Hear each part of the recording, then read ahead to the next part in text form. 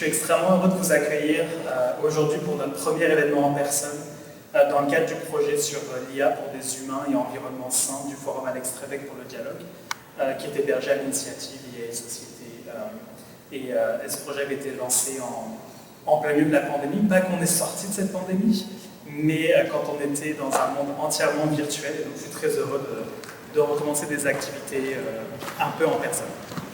For those who don't know me, my name is Florian Martin Barito.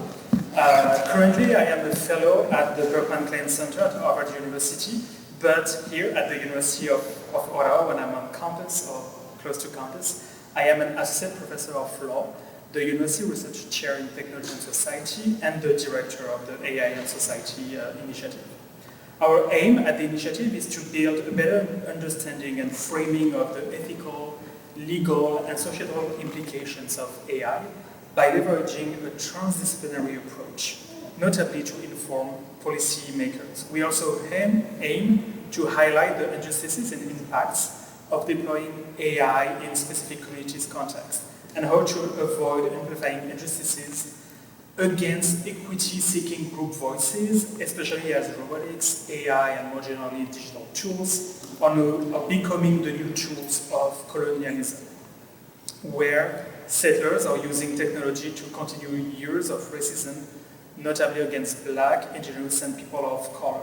And as such, it appears essential to start our event by an Indigenous affirmation, as we are presently located on unsurrendered traditional Algonquin territory. As uninvited visitors, it is important to recognize that we benefit every day from our continued presence on this territory, especially as we work with our Indigenous identifying friends and students. We must pay respect to the Algonquin people who are the traditional guardians of this land, and we acknowledge their long-standing relationship with this territory, which remains unceded. Nous rendons également hommage à tous les peuples autochtones, qu'ils soient de la région ou d'ailleurs au Canada, ou à travers le monde. Et nous reconnaissons les gardiens des savoirs traditionnels, jeunes et âgés. And today's event is presented, as I said in my introduction, as part of our project on AI for healthy humans and environments, supported by the Alex Trebek Forum for Dialogue. And this project is co-stewarded by three leading URAWA research groups: the Center for Law, Technology and Society, the Center for Health Law, Policy and Ethics, and the Institute for Science, Society and Policy. Et dans le cadre de notre programme de recherche en IA et environnement, mené par la professeure Kelly Bronson, et en collaboration ce soir avec le Centre de recherche sur le futur des villes, nous avons le grand plaisir de vous revoir pour le lancement de Immaculate Conception of Data, le nouveau livre de la professeure Kelly Bronson. Donc avec nos amis du CRF, Centre de recherche sur le futur des villes, nous avons imaginé cette soirée en deux temps. Tout d'abord, une conversation avec l'auteur. Donc Dr. Kelly Bronson, who is the Canada Research Chair in Science and Society and an Associate Professor at the Faculty of Social Sciences at the University of Ottawa. So a conversation with Samuel Osman, who is a former designer and researcher based in Montreal. Et cette conversation sera animée par le professeur Vincent Mirza, qui est directeur du Centre de recherche sur le futur des villes et titulaire de la chaire de Lyon sur l'anthropocène urbain. You will then be able to ask a few questions, and although the conversation will be mostly in English, our panelists are all bilingual, so n'hésitez surtout pas à poser vos questions en français si vous le souhaitez. Les réponses pourront vous être données en français ou en anglais, mais le cœur de la conversation sera en anglais. But like the pièce de résistance of this event will be the reception after our conversation. And we imagine that reception as more a casual and informal way to continue the conversation around the book, to have a conversation with the author, Dr. Kelly Bronson. And also you will find at the back of the room books for sale. So you have a stand that is held by Books on Beachwood, and the author will be available for signing. So we invite you to go buy some and then look for Professor Bronson in the room to ask her a question and ask her for a dédicace. Apparemment, elle a prévu des petites dédicaces d'avance autour de ce lieu et du titre de ce livre. And without further ado, I will hand it over to Dr. Mirza to kick off this conversation. Thank you again for being with us tonight. Bonsoir.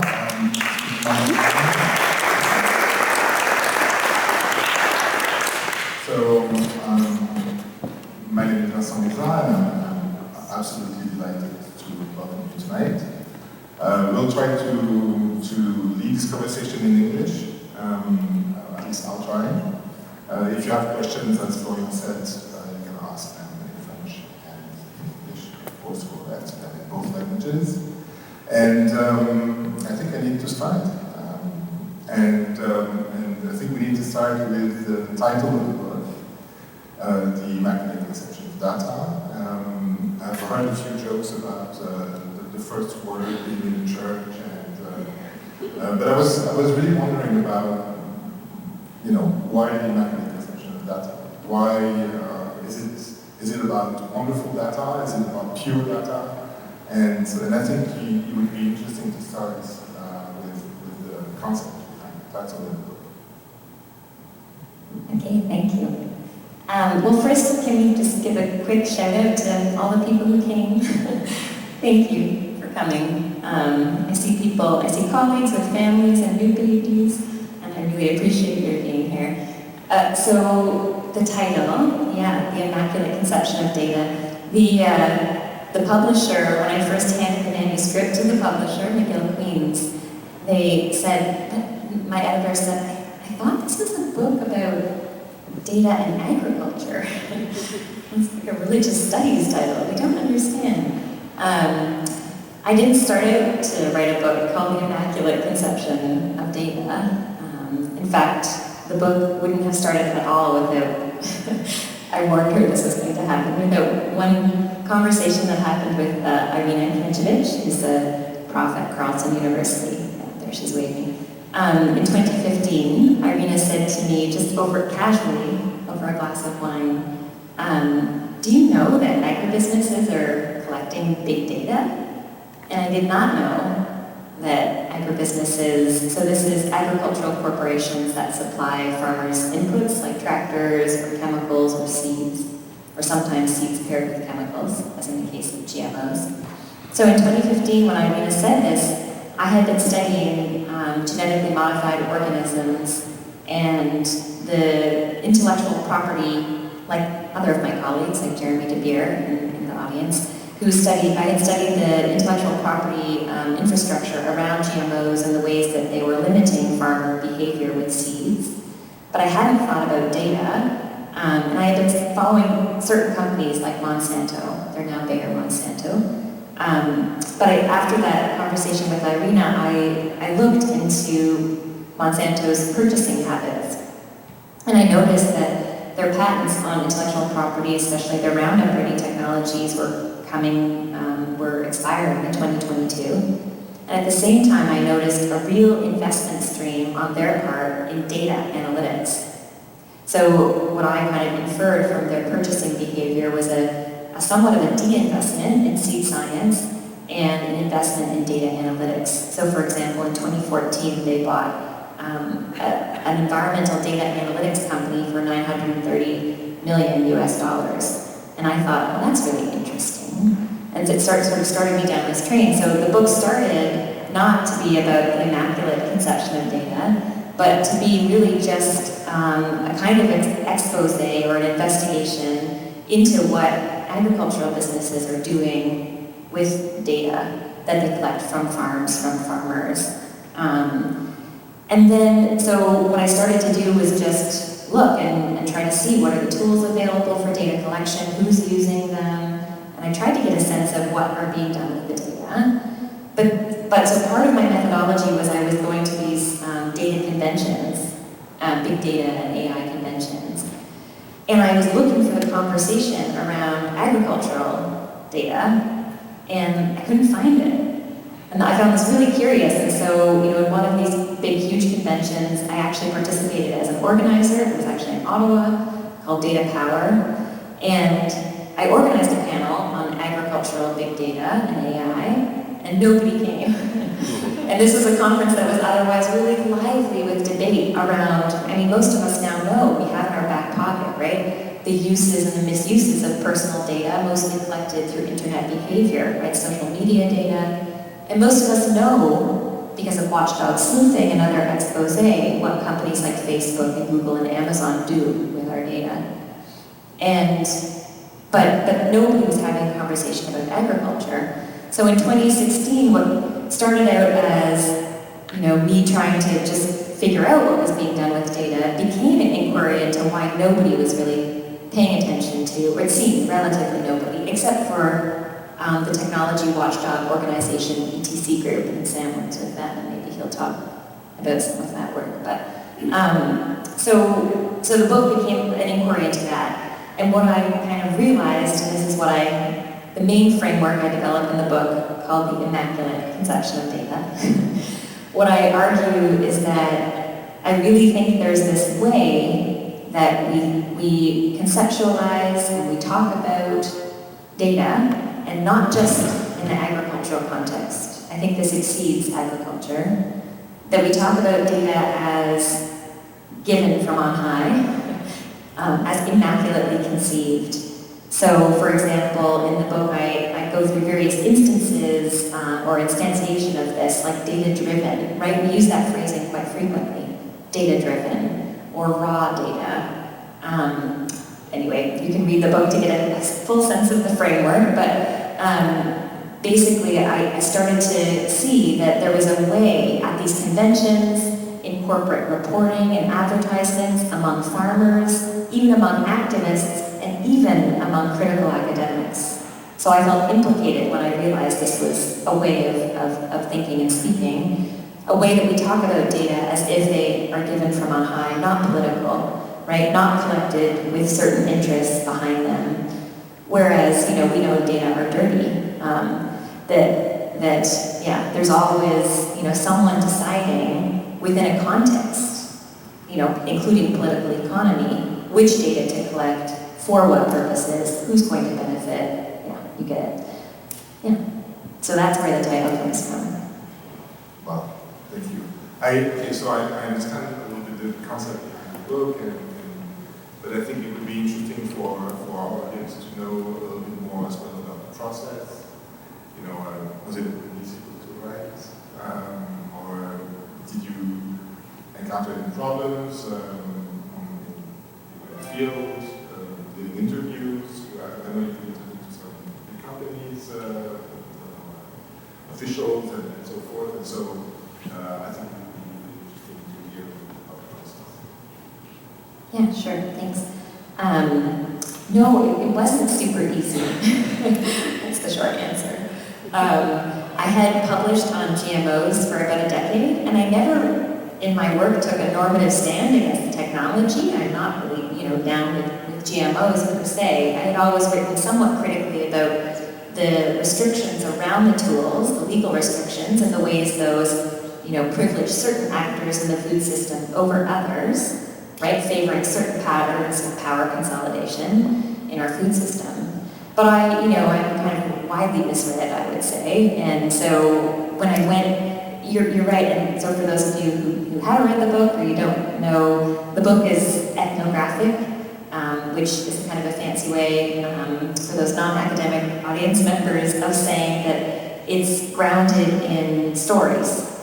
So I investigated, or I spent a lot of time with data scientists in the private sector, but also people doing it as a hobby on the side and for activist purposes, and I think Sam will talk to some of that, because Sam is one of those people. And is a participant in the book, is interviewed in the book. So I spent time with farmers and activists and farmer hacktivists and private sector seed scientists, and I tried to talk to more private sector, not seed scientists, data scientists or engineers than I was able to.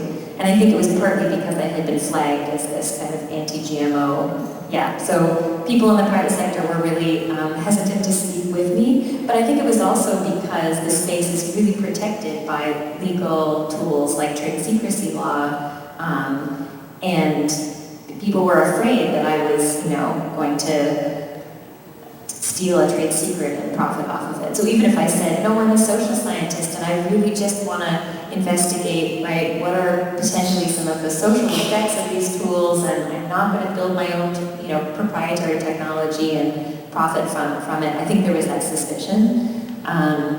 So mostly for the private sector, I got like a public relations person or a stakeholder relations, which was interesting too, and I mean, you would read it in the book, the stories I tell. But so that part was difficult, gaining access to and also, and I think this is an interesting finding in and of itself, like with social media data, the data sets that are being collected from farm data, but also environmental data more broadly by the corporations are themselves made proprietary. And the algorithms that these companies are using to generate insights, they call it, from the data, insights they then sell back to farmers using what's called a decision support platform, those are also protected from oversight. And so, Frank Pascal, the legal scholar, calls this a pernicious black box, right, surrounding big data and AI. And I really found it hard to try to sleuth out what was being done with the data. Among whom are the data being transferred for whose gain? It was a really, really difficult thing to find out. My methodology had to be kind of clever, and it was limited in a way. And then, I wrote the book during the pandemic when, as you know, we lived in a tiny house without an office, without a door, without an office with a door, so we moved houses. And then for those of you who don't know, the academic publishing process takes time. I was really surprised. I mean, we know, right, through article publishing, it takes time, but even with fairly minimal peer review, and it still took 2.5 years after I submitted to get this into print. Apparently there was a paper shortage worldwide. But it's very interesting to hear that, that it's so hard to get access about information on data, and that it's supposedly easily available, easily distributed, easily accessible, and in fact, it's almost impossible to get any precise information from it. And it's really fun. I'm reading my notes here, but I understand you appear on chapter 3 in the book. And I would like to hear a little bit, and I'm sure our audience as well, about activists, and if you could describe the work that you've been doing. Okay, sure. Does it sound good? Yeah. Okay, so, well, thank you first of all for having me, and this is a great space. So I got involved. I'm a farmer, not by training, but I got into farming more through activism when I was in school. And increasingly, as I was farming, I found there was not a lot of tools available for this style or scale of farming I was working on. And so increasingly kept finding that there were not appropriate small-scale tools. I started working and kind of making these with sort of myself initially, and then with friends and colleagues. And over time, I think what I realized was that more people were doing similar things. And this is quite exciting, but it was very unorganized at first. People would get together in the winter and would hack together small tools, and it just seemed like an extension of the kind of farming communities where people are kind of sharing and going back and forth. And it's whether it's with seeds, it's an interesting connection to proprietary seed technology, like your work on GMOs, and how it's similar with closed source tools, open source. The idea behind open source technology, which I kind of came to eventually work in, was the idea that we don't really enclose innovation. It was sort of the idea is to share and kind of transfer. So that's more kind of how I got interested in technology formally. And from there, I think it was interesting, this idea of data, because my background is not really in this scale of technology, but increasingly people are getting interested. So the groups I work with are getting more and more into automation and stuff thinking about, how can we improve improve certain aspects of agriculture, and they could also support our style of agriculture. But I think what's interesting is, and Kelly really hints it very well in the book, it's like, you can go to a conference of activists and everyone is gung-ho, but it's not, I was always often uncomfortable in those things, being like, well, we're kind of not thinking too much about data or these kinds of technologies in a specifically different way. We just want to use it for our purposes.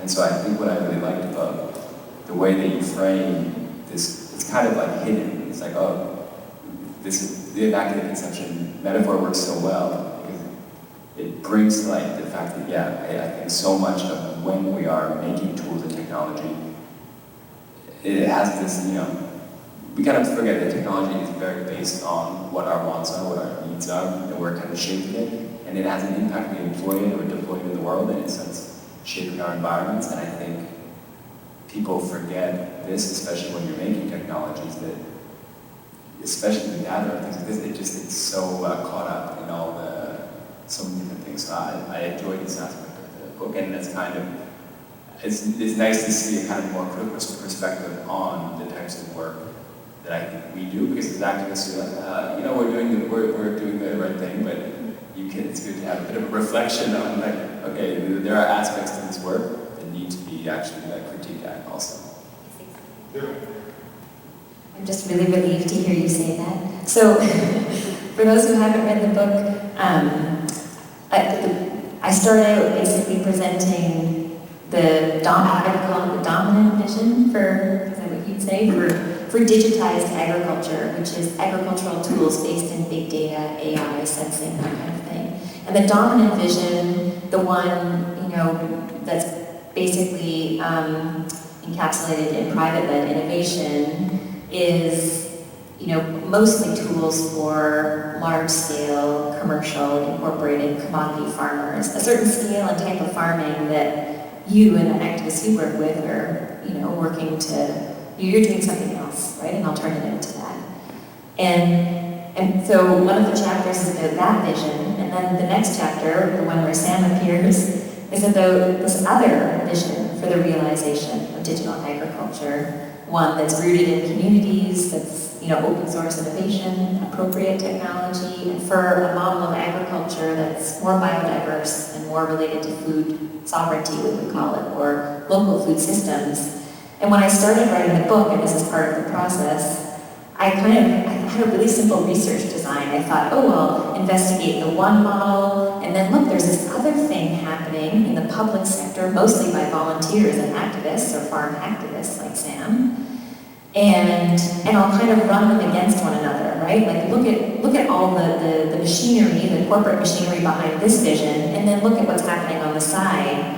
And really, if I do have a politics, it's on the side of small-scale agriculture for its ecosystem services and its social benefits.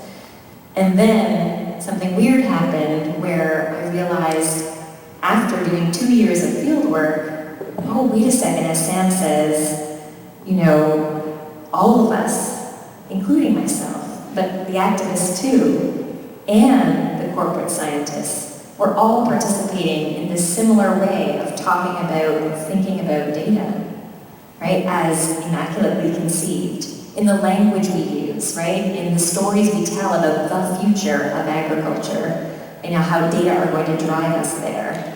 And I started to think, I wonder if this way of talking is really working at cross purposes with I think what Sam really wants for the food system, and really what I really want for the food system, but we're all kind of participating in it. So as Sam says, it's a little bit critical even of the place where my heart lies, which is with local food and food sovereignty, and activist movements that try to advance those.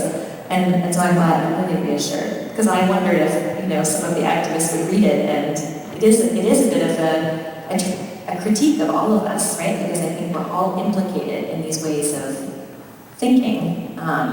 They're part of the power structure that I think maintains, I would say, the status quo around food and around technology. And I can talk more about what's so wrong with ICD if you want me to. Talk about whatever I want. That's my party. I heard you say to someone, I have to change the title of my research chair now because it has future in it. Yes. So we talked about future. After a while, reading the book, I thought, okay, we need to read the future. Because No, it's fine. it's fine. I think it's fine, yeah. You can just have an asterisk behind the center. Yeah, but I mean, getting aside, I think it would be interesting for you to tell us about this idea of the promise of the future in the data, and very often how we legitimize the usage of data, right? With the future. So maybe Sure. So I would say that futurism, or the politics of the future, was pervasive. Every data convention I went to, but it also, again, I felt implicated because even the circle of critical academics that I operate within, so many of our articles are, we replicate that. They're about agriculture 4.0. We use the same language of the future. And even when I saw, remember I was spending all this time with data scientists and farmers, and I saw that data weren't immaculately conceived. I saw these messy systems of machine-human compromise that most of the time actually weren't working all that well. I tell this one story in a book of how I'm in a fancy, multi-million-dollar tractor, and the thing's beeping the whole time, and the farmer's like, oh yeah, just ignore that. It just does that. I don't know why, right? And oh yeah, I have to correct for that, and I have to ground truth this, and I saw the messy human work that's involved, and the compromise, and the imperfection. But when I asked scientists about this, they would say, oh, well, it's not perfected now, but it will be, as you say, in the future. So that's a part of the Immaculate Conception framework, is this futurism, and the way that participates, as you say, to kind of propagate or perpetuate, I would say, power in the food system or around technologies more broadly, is that, right, it divorces, right, just like the Immaculate Conception does, the technology from the messy social relations that surround it. So that's the problem with the Immaculate Conception and futurism, is that we're focused on the bright, the shiny, the new, and we're not asking questions about what stays the same, especially vis-a-vis power, right? These might be new technical objects. Again, think of data versus GMOs, right? But in lots of ways, they replicate the same power dynamics in the food system. So for example, as Sam said, the commercial data sets are proprietary, as I said too, right? They're closed, so farmers can't even access the data they help collect. I, as a critical researcher, can't access those data. And it's restrictive in the same way that there are restrictions around GMOs. So it might be a bright, shiny, new technical thing, but it's imperfect, it's highly politicized and human, and And I think we are meeting all those problems in different contexts, and here I'm thinking about smart cities, for instance, or I think dealing with the same kind of issues who access data. It's allowed to use that. So maybe a question for you, what are other ways of talking about data technology? What would be a constructive approach to think about the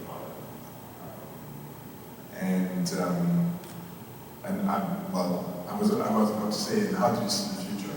But then, I would say, maybe how do you think we should be thinking about food politics?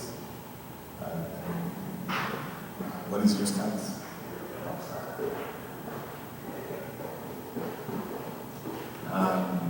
Well, just to kind of riff on what you're saying there, I think, and to kind of tie into what you're asking, there's something interesting about the way in which, you talk about it in the book, the way in which, what presented about the technology is kind of neutral, so it's kind of driving us, and it's kind of reinforcing in the book.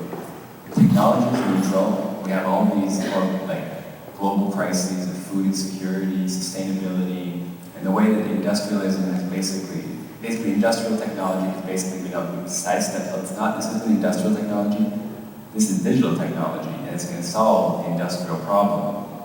like this kind of switch and bait, and I think it's all around like digital tech, like the fanciness of it and the allure of it. It really, it's the same thing, and you make an excellent kind of loop back, how it's the same thing, but how even people who are trying to come at the food sovereignty, food security, are caught in the allure of, well, digital tech is kind of amazing, we should use it. And I think it pulls us back into the same trap of replicates the same system, whether it's a commodified food system or whatever. It locks us back into that trajectory. And so I guess the response, like how to deal with these things, I think as a farmer, but also as a designer, I do think about the future. I mean, design is a future-oriented field, but we have to think about what we want, how we want to change something to make a difference. So it is maybe not necessarily long-term future thinking, but we definitely want to think about the impact and think about what we can do to change things.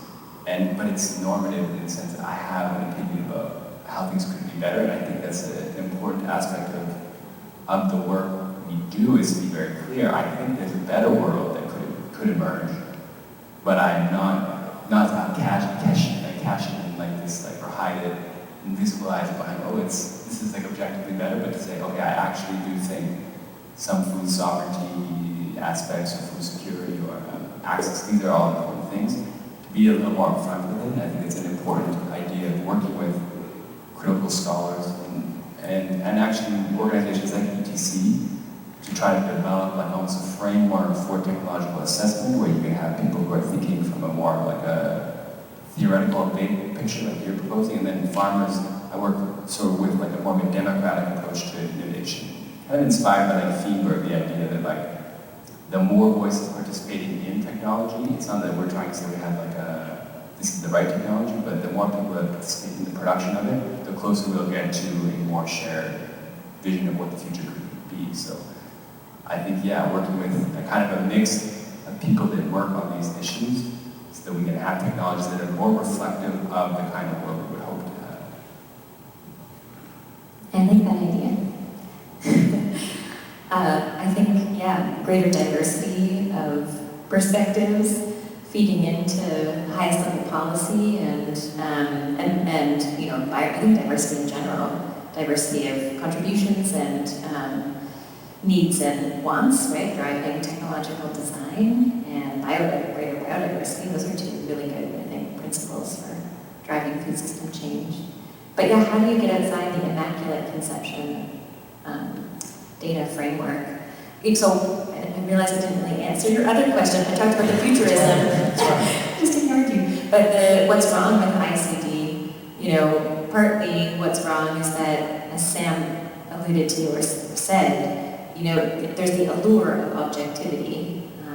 If it seems that data are not just neutral, you're right, that's a part of it, but also agential, right, data-driven, that data are taking us somewhere.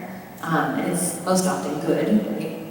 As you'd expect it to be in the corporate promotion of a tool, it's marketing, but you know, that framework or that position exceeds just the corporate ads. But you know, if data are seen to be agential but immaculately conceived, that confers a kind of power on the data, right?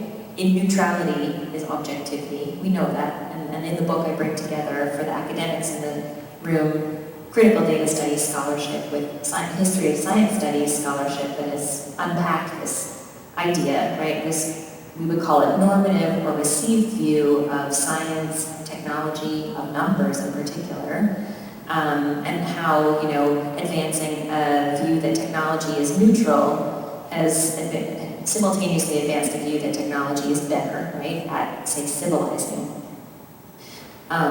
If you look historically. And so that's a problem because data aren't neutral. We've talked about some of the political forces, political economy, and visions of the food system driving the current realization of digital ag. And so how do we get outside of it is we talk about the messiness, I think. So, I mean, maybe avoid some of these linguistic traps like data-driven and raw data, which is, I guess, more easier to do. And then try to really unearth the, you know, using specific lines of inquiry inquiry, who's collecting the data, for what purposes, the normative aspects, as Sam was saying, right? These data aren't just given from on high, but there are forces behind the collection of data. And we can ask questions really early on. Why collect data on these variables, right? Why collect environmental data only on soy, corn, and what else? A handful of commodity crop farms. Why not the small biodiverse farms where Sam works? And ask the questions about what's driving the research design early on, the messy human, There's one, near the end of the book, I think you talk about maybe it's like a feminist perspective of sensing differently.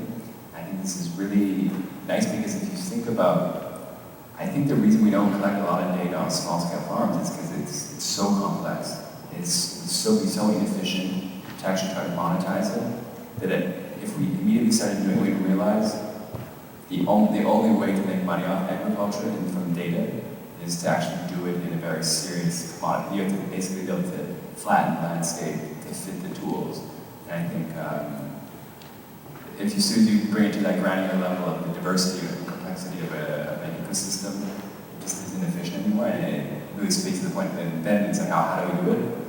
It gets more complex, but it kind of blows the whole large food system out of it. And the proposition that a digital future or a datafied agriculture is the only future, right? If we're not asking the normative questions you're asking, like what kind of food system do we want? What contours of a food system do we want? And what techniques or technologies might get us there? Those are the prior questions I think that we really ought to ask, because maybe for the large-scale farms, informing farm management using big data will help, right? Will help with the reduction of chemical inputs, and I'm not down with these tools, just like I'm not down with GMOs. But I think it's not the only way. It's not the only future. We need multiple futures. So that's another way to get outside of ICD, add an S to everything. Alright, so I can keep future in the title. It's futures, just add an Futures, S. oh, I got it. Okay, I think, thank you so much for the comments. I've received very specific instructions.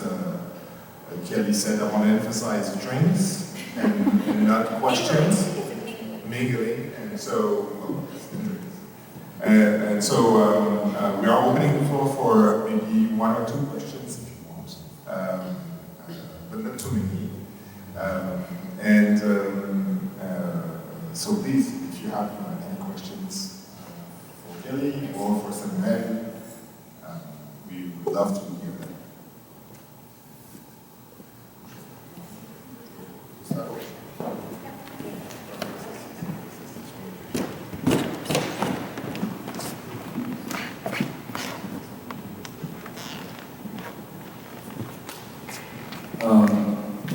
Thank you, Bronson, for the event, and Kelly, congratulations for the book, and Samuel, thank you for being here.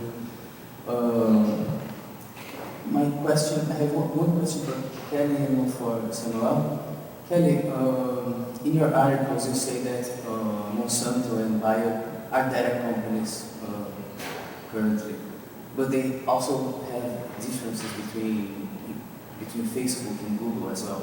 I would like you to point some of these differences to better, grasp how big ag is functioning in these days. And Samuel, I'm curious to know how is your creative process in terms of how do you work with materials? Like, do you appropriate machinery from John Deere, for example, and modify it?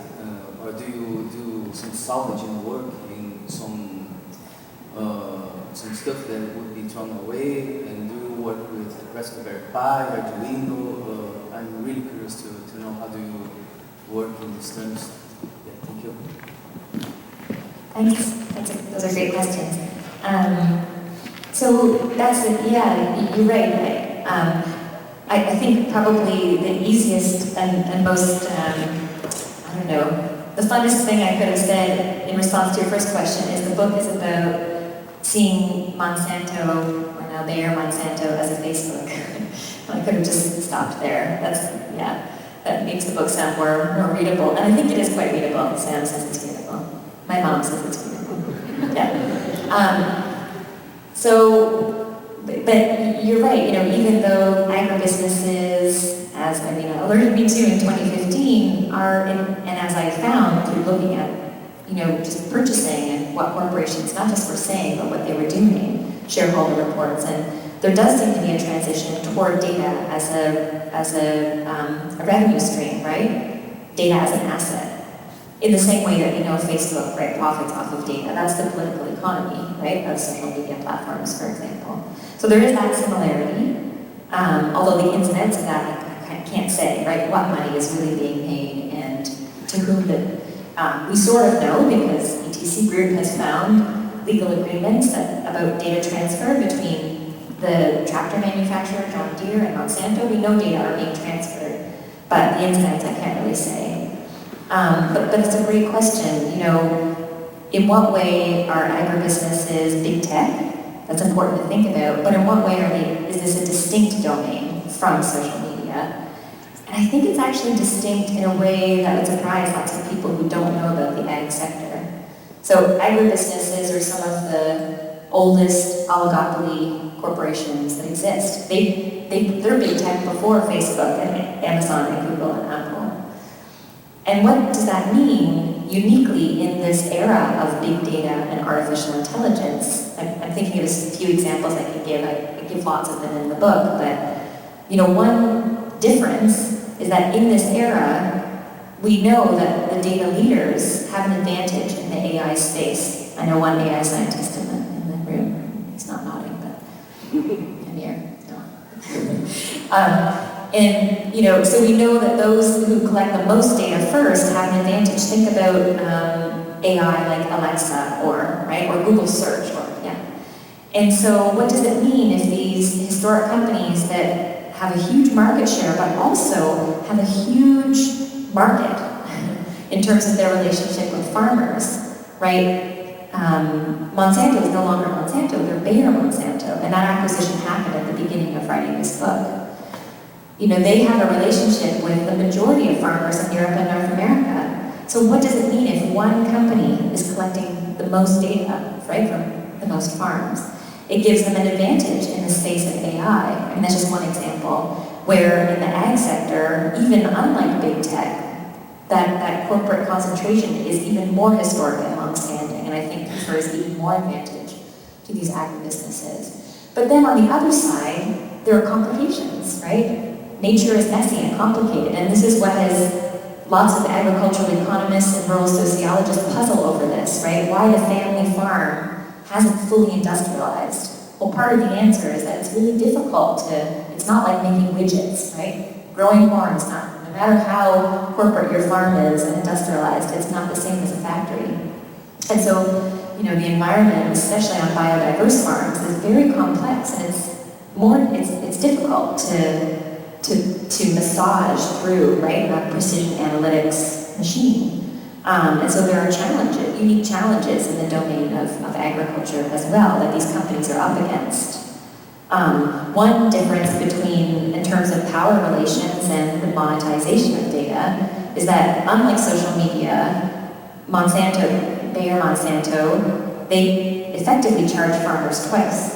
So farmers, the data are collected from the farms, they get aggregated, and the company then has those data. And then farmers also pay for the data-driven insights. See, I'm using ICD framework, data-driven. They pay for how do we replace it? They pay for the insights that are derived from the algorithm written by the humans who work for Bayer Monsanto. So the farmers are effectively paying twice for the data, unlike with social media, where our participation on the platform is free. It's a great question, and I think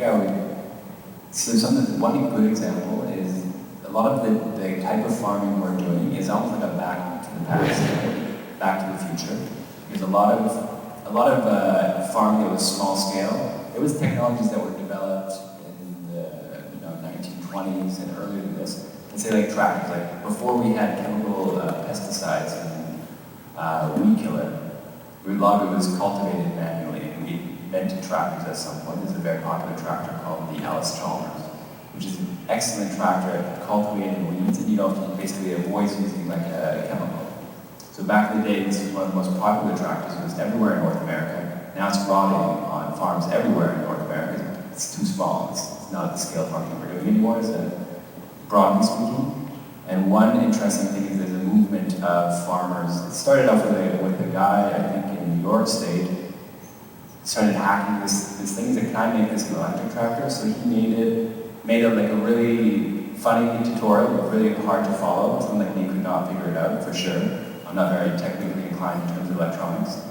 So I would never be able to do it. So then he made it, and a bunch of people started replicating it. And then a colleague of mine took it, and he started replicating it. And another colleague, she took it, and so there's a whole now small-scale electric tractor movement, all really farmer-led, and it's actually, we don't actually have a marketable electric tractor on the market. There's nothing exists that's commercially available for farmers, but farmers have invented their own. And it's basically going back to old tech, retrofitting it with new high tech, and creating these kind of like hybrid machines. So that's a good example. It's a bit of a mashup of a lot of different things happening. Thank you. Yes.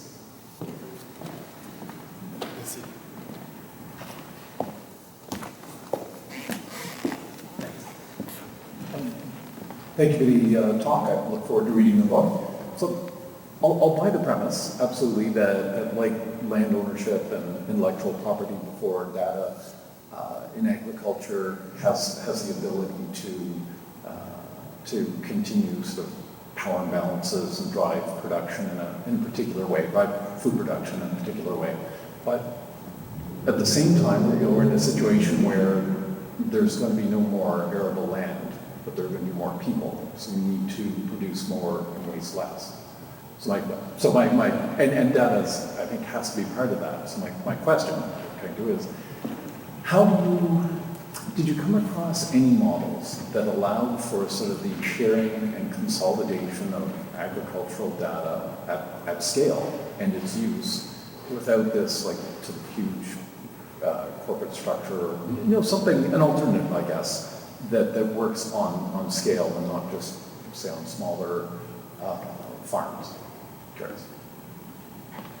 I feel like even though it's not a party, I should pass the mic to Jeremy. Here? Yeah? Who? No? Shouldn't? Okay. Well, the person right behind you runs a big project using, advocating for and facilitating, why am I representing your project? I'm going to misrepresent it. Anyway, the use of open data and data systems for food security and nutrition, mostly in the global south. There's a huge organization that connects to some of the groups that's UN-led, that connects to some of the groups that Sam connects with in the US and in Canada called GODAN, although I think maybe GODAN is on its way out, but there are big groups, their acronym was the Global Organization for Data for Agriculture and Nutrition. So there are groups that advocate for especially opening environmental data, not necessarily the corporate data sets, but more broadly, environmental data that are collected to advance food productivity, especially globally. I remain a bit, I guess, not cynical, that's too harsh, but we currently overproduce a lot of food commodities, and I know that our world population is absolutely increasing and that we have, moral obligation to feed people on this earth. I'm not convinced that data-driven, and I use it this time on purpose, agriculture is the way to get there, but I think that there could be some benefits for sure to the use of environmental data for driving productivity, but also sustainability gains. Jeremy, you look like you do want to say something. No, you don't. Okay. But you can talk to that person right behind you. Do you want to say something? Maybe a last question before the drinks. Two last questions before the drinks. Can I ask a question? So I'll try to make my preface of this short. So I'm from rural Illinois, and although I know nothing about agriculture myself, and I'm also a sociologist, as you know, and maybe 5 years ago, so a friend of my mom's, her husband is a farmer, big scale farmer. His daughter actually does small stuff, but he's a big scale farmer. And I remember seeing him, I don't know, 5, 10 years ago, and thinking I would impress him with my, great knowledge about agriculture. I was like, oh yeah, can you believe the seed stuff with Monsanto and all that? And he was like, I don't know about that. And I'm just wondering, because you're talking about sort of the corporations and sort of alternative farmers, but did you talk to sort of regular like he's just a guy. Corporate farmers. Yeah, he's a corporate farmer, but he's just like a guy in rural Illinois, and they live in their little farmhouse, and his name is literally Ned, and so I'm just wondering, and this was in an area where, between where I went to graduate school and my hometown, the closest airport, everything is John Deere. Like the whole, this is Quad Cities, Illinois. Like it is, everything is John Deere, and it's all, So I'm just wondering about resistance from people who are, at least feeling like their lives are sustained by these big corporations. What are they saying about all this? Thanks, Liz. I didn't talk to Ned. I didn't talk to anybody in rural Illinois, but I did talk to lots of farmers who are using and not resisting. Not a lot of farmers. And in fact, for some of these digital technologies in farming, they've been around, they've been commercialized in the same time frame as GMOs. But the adoption of these tools is incredibly uneven. And this is there's a whole academic journal actually dedicated to this problem of adoption in precision agriculture. It's called Precision Agriculture. And it's mostly devoted to that because it's a real puzzle, right? Why aren't farmers adopting? So there wasn't really resistance, but there actually isn't, the adoption that we've seen with biotechnologies. But when I did talk to the farmers who were adopting the precision agriculture, it's sometimes called tools, the really expensive tractors that have the sensors that collect the data, and then paying into these decision support platforms to get advice about when to plant, when to seed, that's AI-driven, or algorithmically driven. They weren't super concerned. They weren't super concerned about what was being done with the data. They're not super concerned about what we might call in critical food studies the corporatization of the agricultural system, the increasing concentration and its environmental and social consequences, because they're part of that system.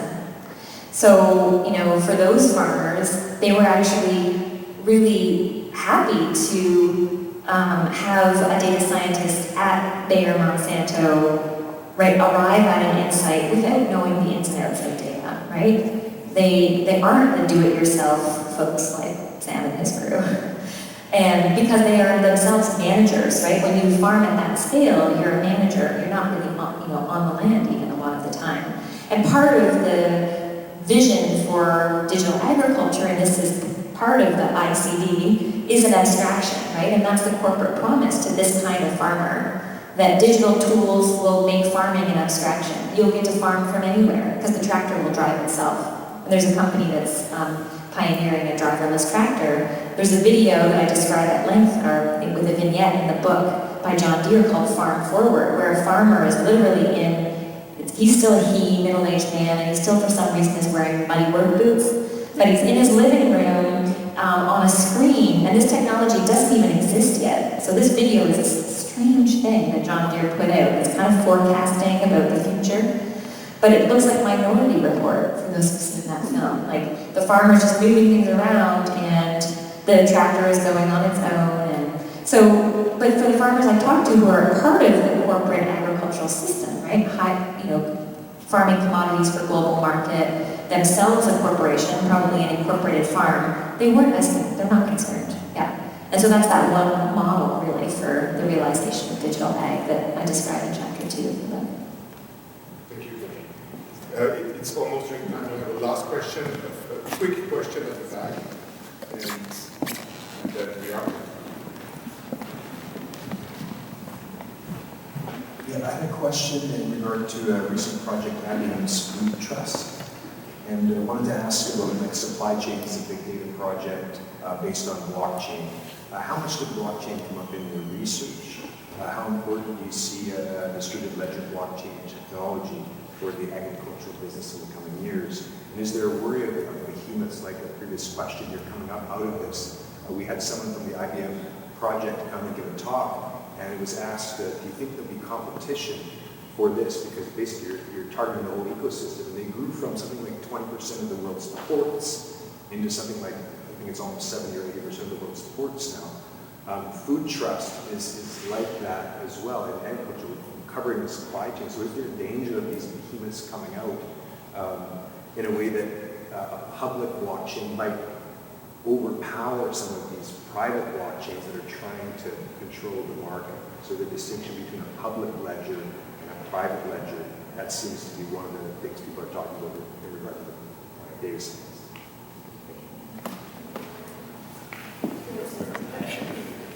Sam's going to take a crack at it too, so I'll be brief. But I didn't in the book, and I don't in my research, look beyond food production, actually. There's just been so much to do, even just focused on the farm, basically. But I do have, well, Irina Knežević has done work looking at, tech companies and what they're doing with data along and other areas of the food supply chain. So there are people you can talk to in this audience who do that work. But I didn't confront anyone working on blockchain technology in the food production space. It came up at conventions, but not vis-a-vis agriculture, because as I said, there was hardly any conversation around agriculture at these big data and AI conventions where blockchain technology was discussed. But in terms of like the behemoths, I think the IBM thing is really interesting. So IBM has tools that I would call digital agriculture or food production tools, mostly located in the global south. So they've got a FarmBeats tool that's mostly using like classic ICTs as opposed to big data or AI. What was interesting to me about IBM as a behemoth, right? We think of IBM as a leader, or we think of the monopoly power that IBM historically has had in the ICT sector. But in the context of ag, and this comes back to Gustavo's question, or my answer to your question, when I talked to folks from IBM, they were like, "Oh, we're so behind. We're small players, right, when it comes to food," because again of these relationships with farmers that. Right, John Deere has the way to access data from the farmers, even though they're a machinery manufacturer. They've got that kind of privileged site of access to data. And then Monsanto has these historic relations with farmers that they've cultivated using, in the case of GMOs, right, licensing agreements where farmers really stuck with one corporation that they've signed on to. And this long, complex story, and it's similar in the case of big data. So at the beginning of Monsanto's Climate Field View platform, which was one of these decision support tools, farmers actually had to pay in with their data, which was interesting. But they also, the farmers who use that platform, they get delivered a prescription from a seed science expert who works for Monsanto. And of course that person is recommending, a Monsanto seed chemical system.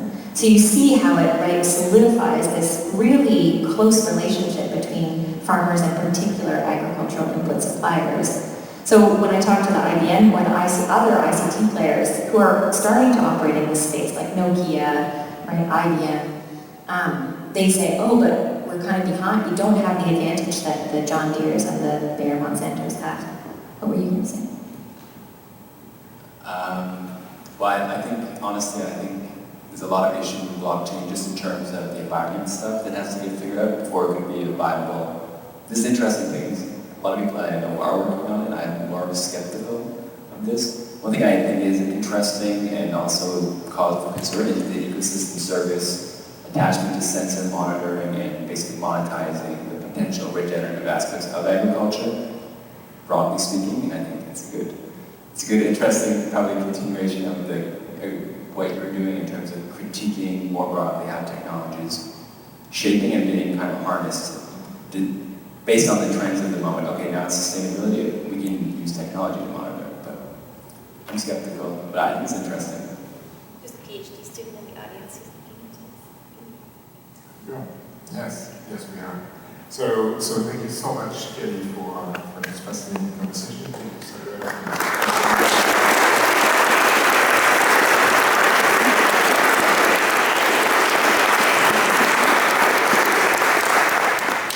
We need to enjoy the applause first, and then, so please, there is the book at the back, and book signing, if you wish.